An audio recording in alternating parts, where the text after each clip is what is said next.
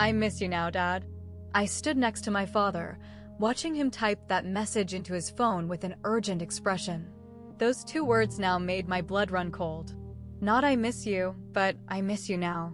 Now, when my grandfather Martin Hobbs's name had just appeared in the Portland Tribune with the headline "Local hotelier builds boutique empire from ground up." The newspaper photo showed him standing in front of the Evergreen Inn, a luxurious boutique hotel in downtown Portland. He wore an elegant gray suit, smiling confidently. The article wrote about his chain of 6 hotels, about his philosophy of authentic hospitality, about how he turned a small investment into a multi-million-dollar empire. "Sarah, set the table for 5 tonight." Dad turned to me, his voice unusually enthusiastic, eyes lighting up like he'd just won the lottery. "Your grandfather is coming for dinner." My jaw dropped, the newspaper still trembling in my hands. "Grandpa, does he know you're inviting him?" "Of course he knows. I just texted him." Dad waved dismissively as if 3 years of silence was just a brief intermission. Nothing significant. 3 years. 3 years we hadn't called him. No one mentioned his 80th birthday last month, a major milestone we let pass like any ordinary day. And now one cold text message would bring him back just because he was now wealthy and successful. My stomach twisted.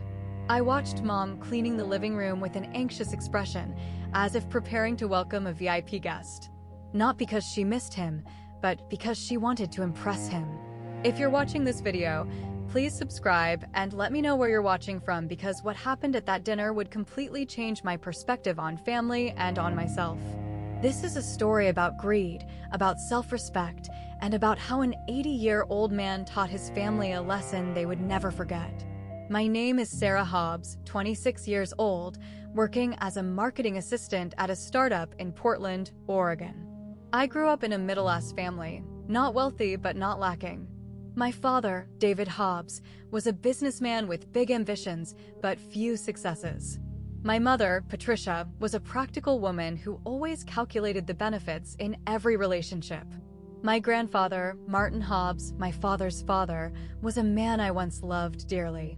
In my childhood, I loved visiting his small house in East Portland. It was an old but warm wooden house with a backyard full of roses. He carefully tended. He used to say, "Sarah, customer service isn't just a job, it's an art." Those words stayed with me. I still remember those Saturday afternoons when he'd take me downtown Portland, pointing out various hotels, large and small, telling me about his time as a concierge at the Hilton, then front desk manager at Marriott. He talked about how he learned to remember each guest's name, their preferences, making them feel at home every time they checked in. "People don't remember what you say, Sarah. They remember how you make them feel." But everything changed when I turned 13. My parents began complaining about having to take care of him. It wasn't that he was sick or needed help. He was still healthy, independent, even working part-time at a small hotel. The issue was simply that he no longer brought any value to the family. "He's just a burden now," Mom said once when I was 15, her voice full of frustration. "Your grandfather never saved properly for retirement. We can't keep helping him forever." I was surprised because he'd never asked us for money. He always paid his own bills, even brought gifts whenever he visited. But my parents decided he was a potential financial burden. Someday he'd need a nursing home.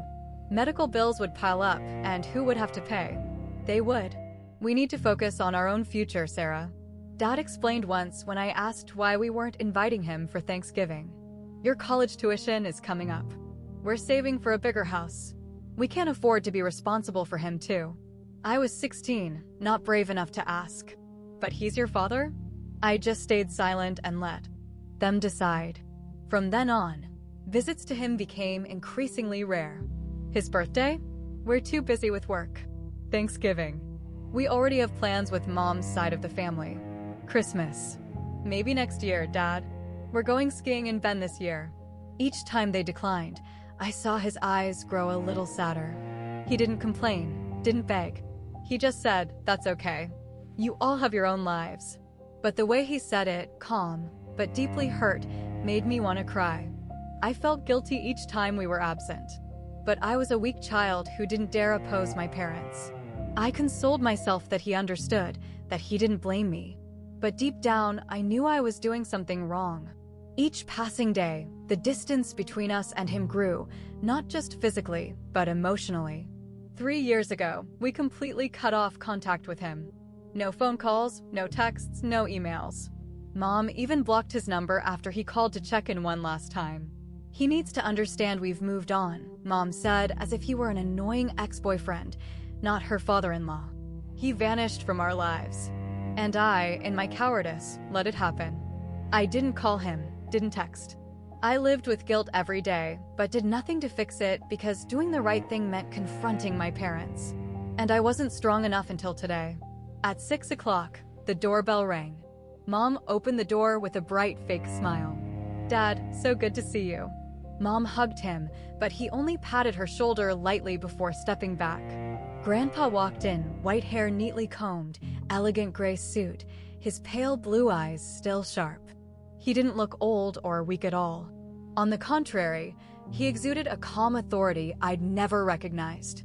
He carried a black leather briefcase unusual for a family dinner. Patricia, David, Sarah. He nodded to each person, his voice deep and steady. "Thank you for the invitation." Dad stepped forward to shake his hand, flashing a wide smile.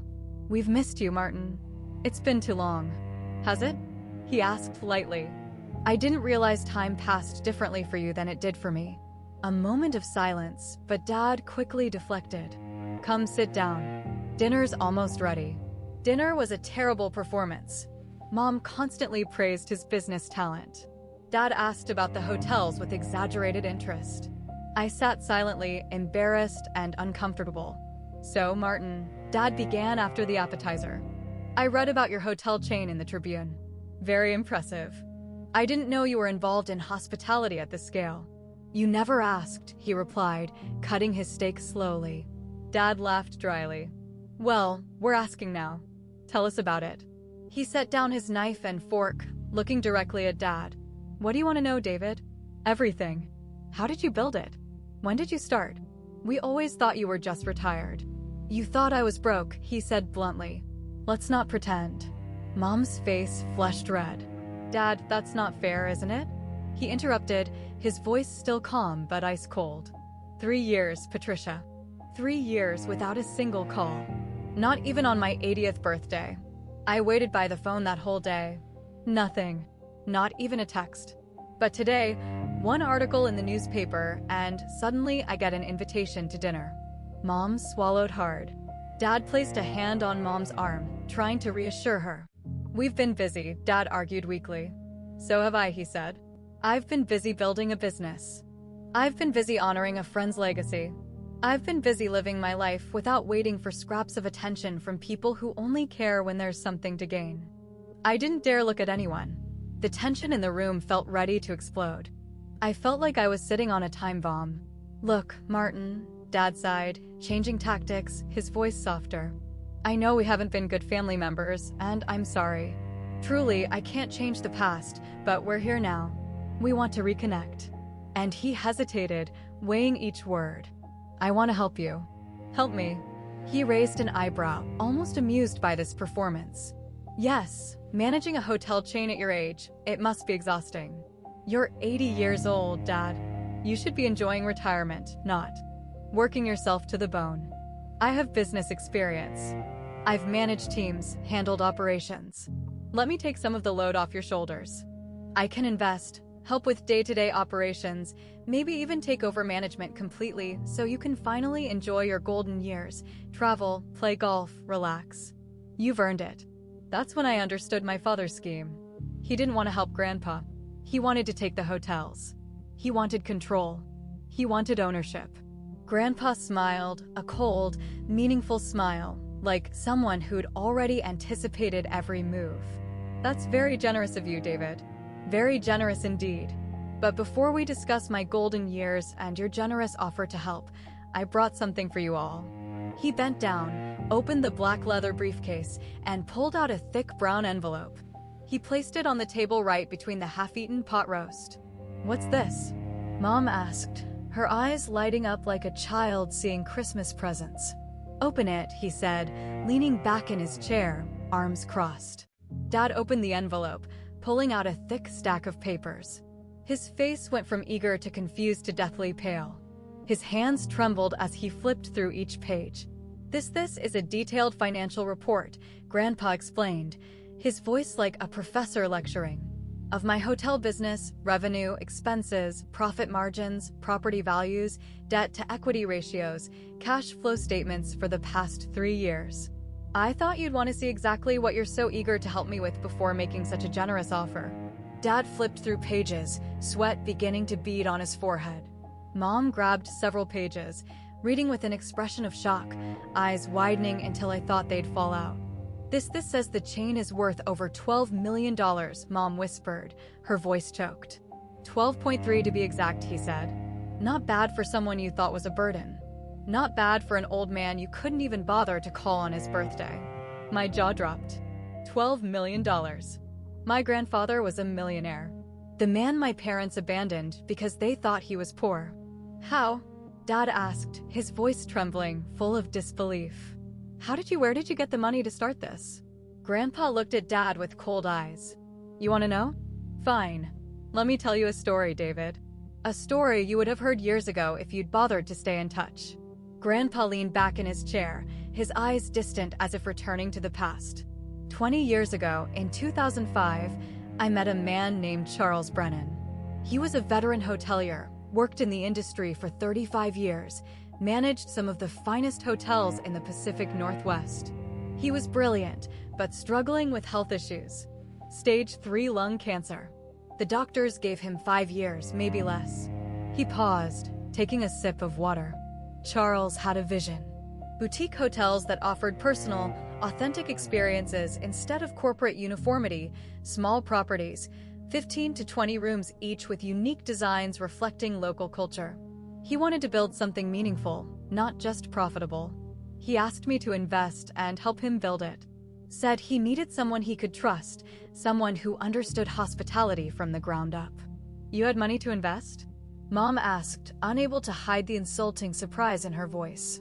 He looked at Mom with eyes full of disappointment. I had savings, Patricia. $200,000 I earned over 40 years of hard work. Money I saved by living below my means, by driving used cars, by eating at home instead of restaurants. Money I chose to invest wisely instead of spending on things I didn't need to impress people who didn't care. Dad's jaw essay swallowed his kiosk, flushing red.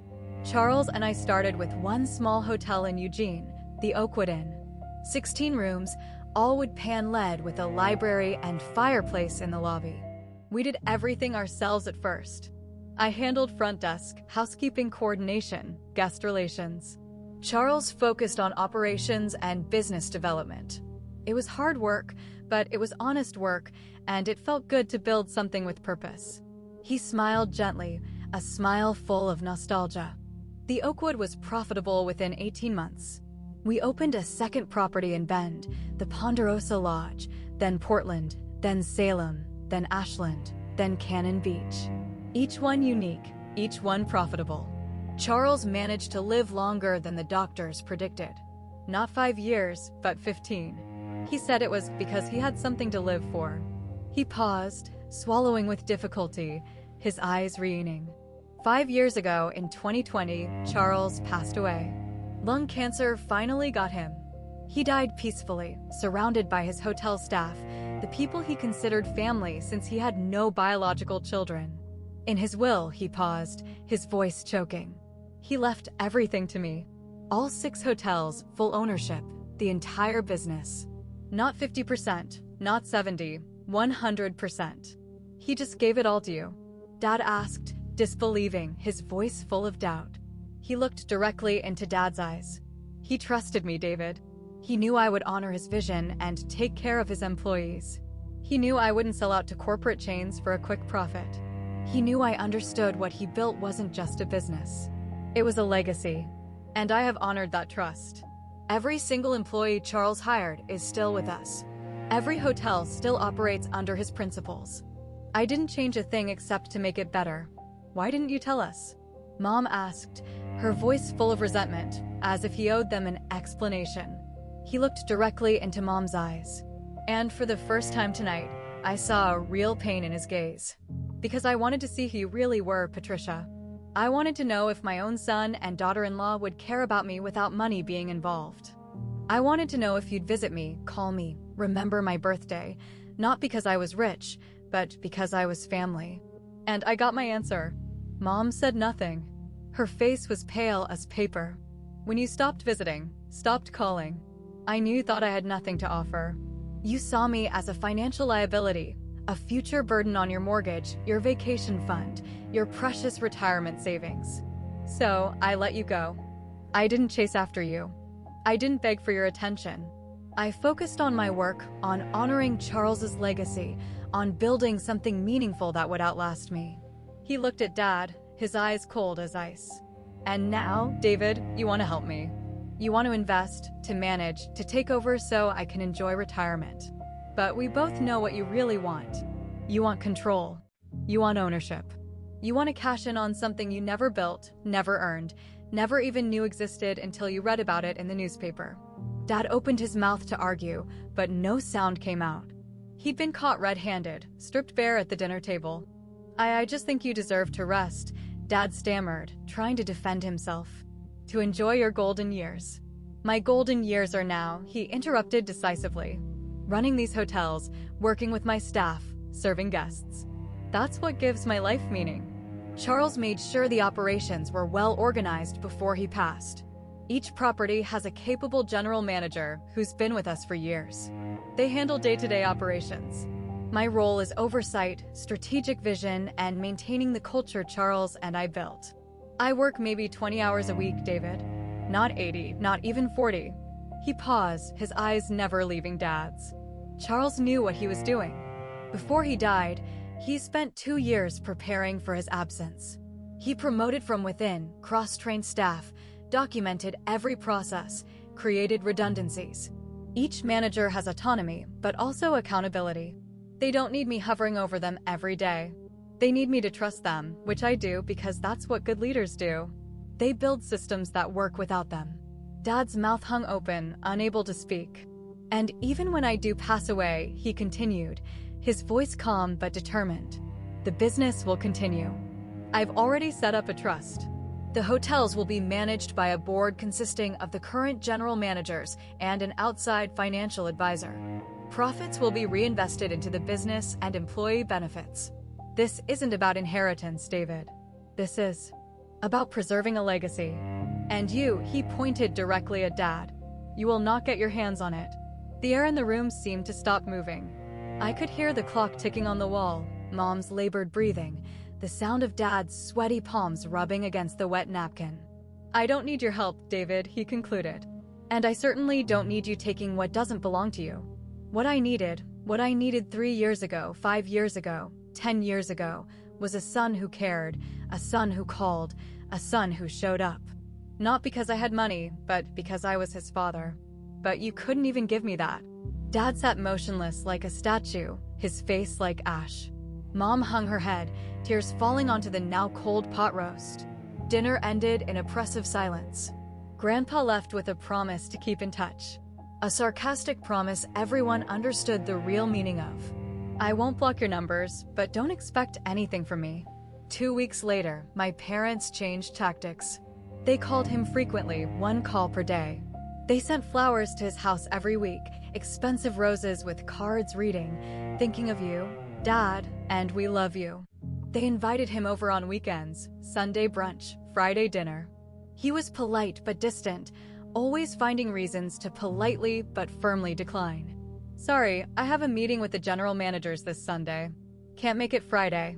Training new staff at the Oakwood. Saturday, I'm visiting properties in Southern Oregon. He doesn't trust us. Mom complained one evening after the 5th consecutive rejection. We were sitting in the living room, the atmosphere heavy. He thinks we only want his money. He won't give us a second chance because that's exactly what we want, I said coldly, unable to keep silent anymore. It was the first time I dared to directly oppose Mom. We don't want him. We want his money. Mom turned to look at me, her eyes sharp as razors. Don't be naive, Sarah. This is about family legacy. That money should stay in the family. Your grandfather is 80 years old. He could die any day. And then what? That trust of his means everything goes to strangers, his employees, his board. We get nothing. Zero. Grandpa is family. I emphasized. And you treated him like trash, like a burden. Now that he has money, suddenly he becomes family legacy. Watch your tone, young lady. Dad warned, his voice dangerous. Enough. Dad shouted, standing up. We need a new approach. Clearly, the nice route isn't working. I didn't like the way Dad said new approach. That sound made me shudder. A month later, I accidentally overheard Dad's phone call. It was late, nearly 11 at night. I went downstairs to get water and heard Dad's voice from his office. Low, cautious, full of secrecy. I stopped by the door, holding my breath to listen. Something wasn't right. Dad never worked this late. Yes, I need someone who can create bad reviews for a hotel chain, Dad said, his voice slow and clear. Hobbs Hotels. 6 properties across Oregon. Yes, all of them. My heart raced faster. I set the water glass on the kitchen counter, my hands trembling. What kind of complaints? I don't know. Bed bugs, dirty rooms, rude staff, noise issues, overcharging. Make it believable, but damaging. No. Spread them out over 2 weeks so it doesn't look coordinated. Use different accounts, different IP addresses. Make it look organic. I covered my mouth to keep from crying out. Dad was hiring someone to sabotage Grandpa's hotels. How much? $5,000. Fine. I'll wire half now. Half when the reviews are live. No, absolutely nothing traceable to me. This stays between us. Good. Send me your Bitcoin wallet address. My blood ran cold. This wasn't just greedy. This was criminal. This was fraud. Defamation. Could lead to prison time. I backed away slowly, trying not to make noise. I went back to my room, closed the door, and slumped to the floor with trembling legs. I didn't know what to do. If I told Grandpa, my parents would know I betrayed the family. They'd kick me out. I didn't have enough savings to rent my own apartment. But if I stayed silent, I'd be complicit in destroying his career. The career he and Charles had spent 20 years building with sweat and tears. I remembered his eyes at that dinner, the pain when looking at Dad, at Mom. I remembered his voice when talking about Charles, about legacy, about honoring what had been built. I remembered those childhood afternoons when he took me downtown, showed me the hotels, taught me about hospitality, about treating people with dignity. I couldn't let Dad destroy that. I couldn't, even if it meant losing my family. After a sleepless night, eyes swollen from crying, I made my decision. The next morning, I made an excuse about going to work early, but actually drove the other direction toward downtown Portland. I called Grandpa from the car. Grandpa, I need to talk to you. It's urgent. Can we meet today now? Sarah? He sounded surprised, worried. Is everything okay? Are you hurt? No, my voice choked. I'm not hurt, but Grandpa, please, I need to see you. There's something you need to know before it's too late. Come to the Evergreen, he said immediately, his voice serious. I'll be in the lobby. Grandpa met me at the Evergreen Inn. We sat in the lobby with coffee, afternoon light streaming through the windows. What's wrong, Sarah? He asked, concerned. I told him everything. Dad's phone call, the sabotage plot, hiring people to post fake reviews. My voice trembled, tears flowing. I'm so sorry, Grandpa. I should have stood up to them years ago. He placed his hand on mine. Sarah, you're here now. That's what matters. What are you going to do? He smiled with determination. I'm going to protect what Charles and I built and teach your father a lesson he won't forget. Over the next 2 weeks, fake reviews appeared. They alleged bed bugs, rude staff, overpriced rooms. Some guests complained about non-existent issues. People Dad hired. But he was prepared. He'd hired private investigator Roy Henderson. Roy discovered everything. Fake reviewers' addresses, bank transfers from Dad's account, recordings of the calls. He didn't act hastily. He waited until he had enough evidence. A clear pattern of fraud and defamation. A month after the conspiracy began, Grandpa invited our family to a family dinner at the Evergreen Inn. My parents thought he'd softened. But when we entered the private dining room, I knew something was wrong. Not just Grandpa, but also Roy Henderson, his lawyer, a stern middle-aged woman named Diane Foster, and 3 hotel managers. "What's going on?" Dad asked, growing wary. "Sit down, David," Grandpa said, his voice cold as ice. We sat. Diane opened her laptop, projecting a presentation onto the screen. "For the past month," Diane began, "Mr. Hobbs hotels have been targeted by a defamation campaign. Fake reviews and sabotage." First slide. Screenshots of fake reviews. "At first, we thought it was a competitor," Diane continued. "But our investigation revealed something more personal." Next slide. Bank statements with highlighted transactions. Dad's name clear as day. Dad's face went deathly pale. That's private." "Obtained legally through subpoena," Diane said. Next slide. Transcript of Dad's phone call, his voice clearly recorded. "I need someone who can create bad reviews. Yes, Hobbs Hotels. Nothing traceable to me." Mom looked at Dad, eyes wide. "David, what did you do?" Dad didn't answer, trembling. Grandpa stood up, walked over to stand before Dad. "You tried to destroy what I built, David. You tried to ruin Charles's legacy, not because you needed money, just because you wanted it. You wanted control." He paused, his voice pained. "But here's what you don't understand. Family isn't just about shared blood. Real family is about showing up. Not just when there's something to gain, but when there's nothing to take. You failed that test." Mom stood up, tears flowing. "Dad, please." "No." He shook his head. "I'm done listening to empty apologies." He turned to Diane. "What are my options?" "Civil suit for defamation and economic damages." Diane replied. "We can also report this for fraud investigation. If convicted, Mr. Hobbs could face up to 5 years in prison and $125,000 in fines." Dad slumped in his chair, face like ash. "Please, Martin. I'll do anything." "Anything?" he asked. "Where was that 3 years ago on my 80th birthday?" Heavy silence, he sighed. "I'm not pressing criminal charges, not because you deserve mercy, but because I'm tired of this drama." He looked at Dad. "But I am filing a civil suit and you will pay financially and publicly." "I'll be ruined," Dad whispered. "Yes," he said, "just like you tried to ruin me." Over the next month, the lawsuit went to court. Dad hired a lawyer, but the evidence was too clear. The court ruled in Grandpa's favor, ordering Dad to pay $850,000 in economic damages and emotional distress. Dad didn't have that money. He'd invested everything in a failed real estate project the year before. The court's judgment forced him to sell the house, liquidate assets. We lost the suburban house with the beautiful backyard where I grew up. My parents had to move into a small rental apartment in East Portland, an area Mom once looked down on. Mom tried calling Grandpa, crying for forgiveness for help. He was polite but clear. "Patricia, I forgive you, but I will never forget. And I will not rescue you from the consequences of your own choices." "We're your family," Mom cried. "No," he said gently but firmly. "You stopped being my family the moment you saw me as a burden instead of a person. Real families don't abandon each other when times are tough.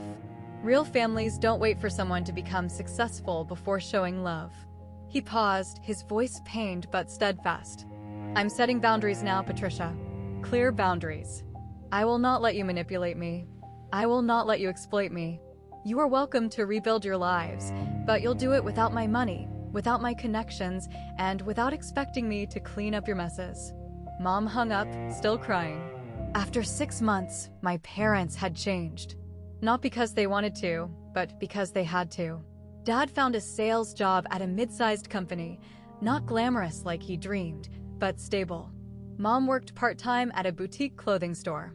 They learned to live within their income, learned to appreciate what they had instead of always craving what wasn't theirs. They stopped calling Grandpa, not out of resentment, but because they knew he needed space. They wrote letters instead of calling. Short, simple letters asking for nothing. "Dad, I hope you're well. I'm sorry for everything. I understand if you don't want to respond. Just know that I'm trying to be better. Patricia." He sometimes replied brief, polite emails. The relationship didn't return to what it was. Perhaps never would, but at least there was honesty. There were boundaries. There was respect. And me? I left my parents' house after the lawsuit. I couldn't live with them anymore. Not because I hated them, but because I needed to find myself. Grandpa invited me to work at his hotels. Not because I was his granddaughter, but because he believed I had potential. I started with an entry-level position in marketing, learning from scratch, no shortcuts. Sarah, he said on my first day of work, I'm not giving you this job out of pity or obligation. I'm giving you a chance because you showed up when it mattered. You told me the truth even when it was hard. That's the kind of person I want on my team. He placed his hand on my shoulder. But remember this, earning respect is a daily practice, not a one-time event. You have to show up every day with integrity, with effort, with humility. Can you do that? I nodded, tears streaming down. Yes, Grandpa, I will. 2 years later, I became marketing director of the hotel chain. My work wasn't just typical marketing campaigns. I helped him tell his story. The story of a man abandoned by family who rebuilt his life. We created a blog series, Never Too Late. Stories of second chances on the hotel website. The response exceeded expectations.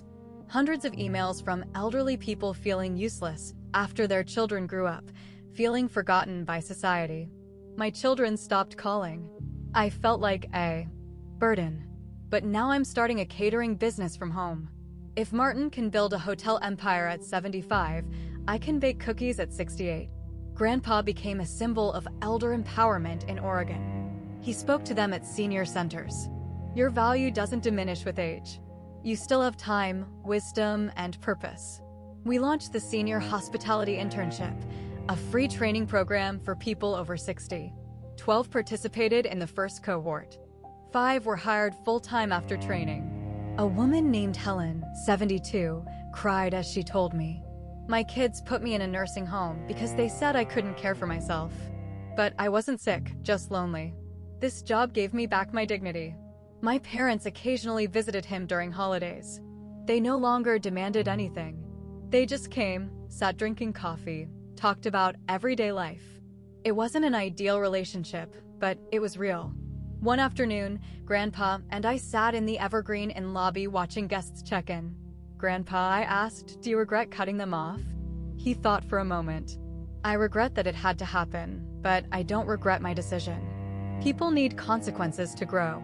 Love without accountability isn't love. It's enabling." He looked at me.